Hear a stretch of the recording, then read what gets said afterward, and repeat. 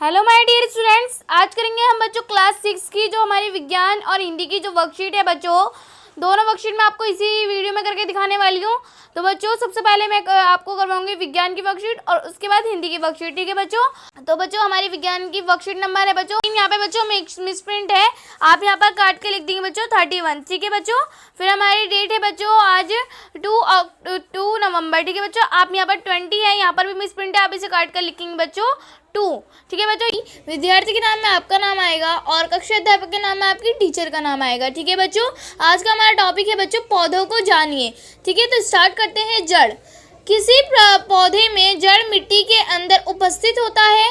पौधों में जड़ तंत्र दो प्रकार के होते हैं, मूसला जड़ एवं रेशेदार जड़, ठीक है बच्चों। तो पढ़ते हैं।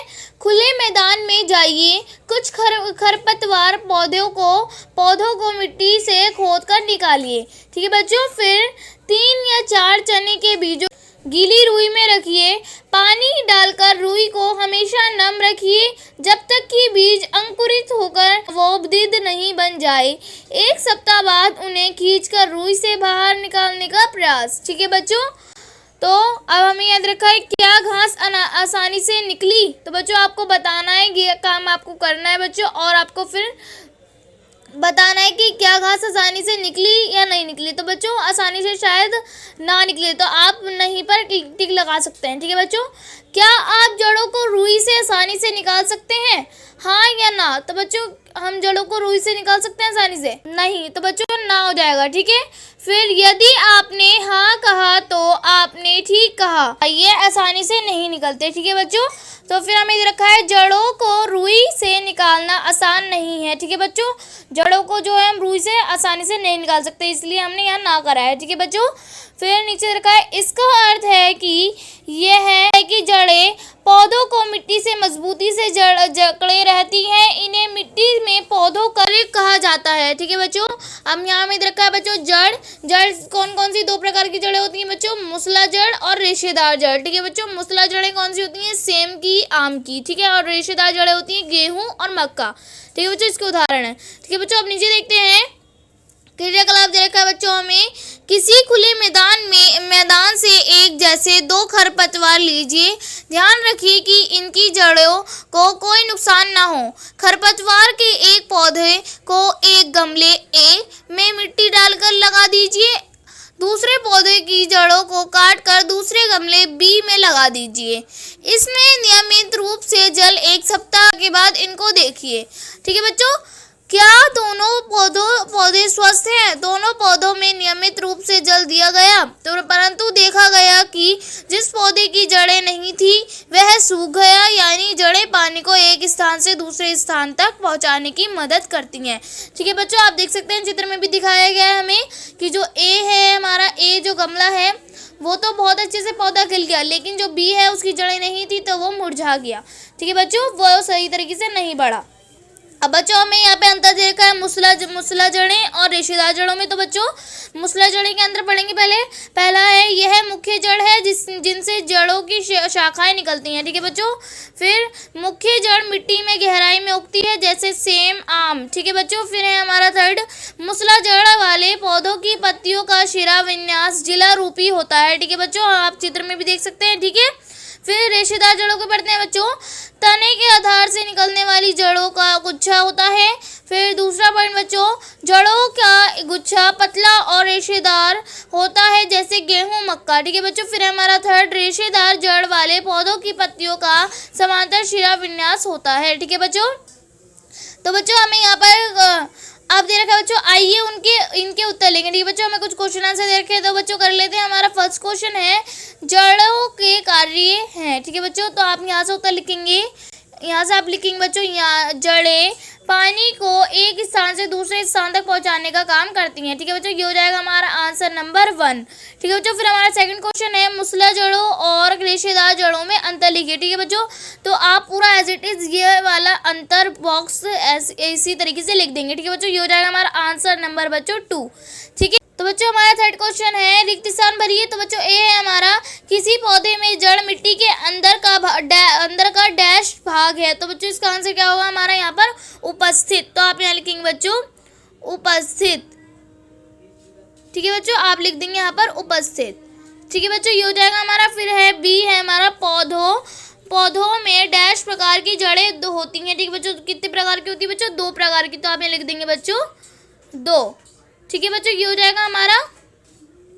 फिर बच्चों हमारा है जिन पौधों की पत्तियों में जालिका रूपी शिरा विन्यास होता है उनमें डैश जड़ें होती हैं। कैसी जड़ें होती हैं बच्चों? मुसला जड़ें। तो आप यहाँ लिखेंगे बच्चों मुसला। ठीक है बच्चों, आप यहाँ लिखेंगे मुसला। ठीक है बच्चों, ये हो जाएगा हमारा। फिर है बच्चों हमारा रेशेदार जड़ वाले पौधों की पत्तियों का शिरा विन्यास डैश होता है। कैसा होता है बच्चों? समांतर। तो आप यहाँ लिखेंगे बच्चों समांतर। ठीक है बच्चों, ये हो जाएगा हमारा कंप्लीट। तो बच्चों हमारी साइंस की वर्कशीट जो है यहीं पर कंप्लीट होती है। तो आइए अब हम अपनी हिंदी की वर्कशीट कर लेते हैं बच्चों। तो बच्चों हमारी हिंदी की वर्कशीट है, पाठ है हमारा अक्षरों का महत्व। बच्चों कार्यपत्रक है हमारा 31 बच्चों। तिथि है आज हमारी 2। ठीक है बच्चों, विद्यार्थी के नाम में आपका नाम आएगा और कक्षा अध्यापक का नाम है आपके टीचर का। ठीक है बच्चों, तो स्टार्ट करते हैं। प्यारे बच्चों, पिछले कार्यपत्रक में हमने अक्षरों के महत्व पाठ का सामान्य परिचय पढ़ा और इसके लेखक गुणाकर मूल्य के बारे में जाना। अब इस कार्यपत्रक में अक्षरों के इतिहास के बारे में जानने का प्रयास करेंगे। तो चलिए जानते हैं अक्षरों के अतीत के बारे में। ठीक है बच्चों, तो स्टार्ट करते हैं। अब आप गद्यांश को पढ़िए और समझकर नीचे दिए गए बहुविकल्पी प्रश्न में सही उत्तर पर निशान लगाइए। ठीक है बच्चों, तो हमें पढ़ते हैं बच्चों। पुराने जमाने के लोग सोचते थे कि अक्षरों की खोज ईश्वर ने की है, पर आज हम जानते हैं कि अक्षरों की खोज किसी ईश्वर ने नहीं की बल्कि स्वयं आदमी ने की है। अब तो हम यह भी जानते हैं कि किन अक्षरों की खोज किस देश में किस समय हुई है। ठीक है बच्चों, हमारी यह धरती लगभग 5 अरब साल पुरानी है, तो 2-3 अरब साल तक इस धरती पर किसी प्रकार के जीव जंतु नहीं थे। फिर करोड़ों साल तक केवल जानवरों और वनस्पतियों का ही इस धरती पर राज्य रहा। आदमी ने इस धरती पर कोई 5 लाख साल पहले जन्म लिया। धीरे धीरे उसका विकास हुआ। कोई 10,000 साल पहले आदमी ने गांव को बसाना शुरू किया। वह खेती करने लगा। वह पत्थरों के औजारों का इस्तेमाल करता था। फिर उसने तांबे और कांसे के भी औजार बनाए। ठीक है बच्चों, तो ये हमारा गद्यांश जो है यहीं पर कंप्लीट होता है। अब नीचे देखते हैं बच्चों, हमें गतिविधि दी हुई है। यहाँ पर विलोम शब्द लिखने बच्चों, जैसे पुरानी का होगा बच्चों हमारा नई। ठीक है बच्चों, फिर हमारा धरती का होगा आकाश और हमारा विकास का होगा बच्चों हमारा हाथ, या फिर आप लिख सकते हैं विनाश। ठीक है बच्चों, फिर हम धीरे का होगा बच्चों हमारा जल्दी और गांव का होगा बच्चों हमारा शहर। ठीक है बच्चों, अब नीचे हमें कुछ प्रश्न दे रखे हैं बच्चों, कर लेते हैं। हमारा फर्स्ट क्वेश्चन है, यह धरती लगभग कितने साल पुरानी है? ऑप्शन है बच्चों हमारा ए 5 लाख साल, बी 5 अरब साल, गा 5 करोड़ साल, घा 5,000 साल। तो बच्चों इसका आंसर क्या होगा हमारा? खा 5 अरब साल। ठीक है बच्चों, फिर हमारा सेकंड क्वेश्चन है, आदमी ने गांव को कब बसाना शुरू किया? तो बच्चों ऑप्शन है हमारा 10,000 साल पहले, बी है बच्चों खा है बच्चों हमारा 5,000 साल पहले, गा 10 लाख साल पहले, घा 10 करोड़ साल पहले। ठीक है बच्चों, तो इसका आंसर क्या होगा हमारा? का 10,000 साल पहले। ठीक है बच्चों, फिर हमारा थर्ड है, यह आदि मानव किस चीज़ से बने औजारों का इस्तेमाल करते थे? तो बच्चों ऑप्शन है हमारा पत्थरों के, तांबे के, कांसे के, उपयुक्त सभी के। ठीक है बच्चों, तो इसका आंसर क्या होगा बच्चों हमारा थर्ड का घा, यानी कि उपयुक्त सभी के। ठीक है बच्चों, फिर हमारा फोर्थ है, गद्यांश के अनुसार अक्षरों की खोज किसने की बच्चों? तो ऑप्शन है अपने आप हुई, मनुष्य ने की, ईश्वर ने की, किसी ने नहीं की। तो बच्चों इसका आंसर क्या होगा बच्चों हमारा? ग। तो बच्चों इसका आंसर क्या होगा बच्चों हमारा?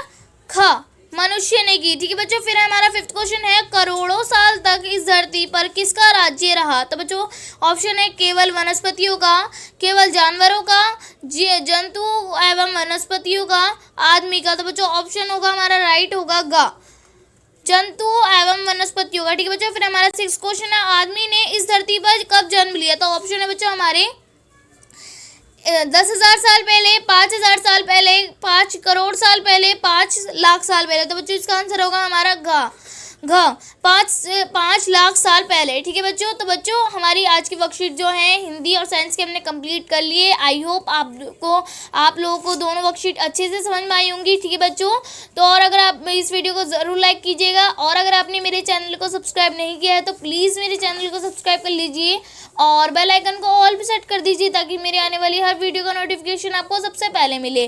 ठीक है बच्चों, तो मिलते हैं नेक्स्ट वीडियो में, तब तक के लिए टेक केयर, गुड बाय।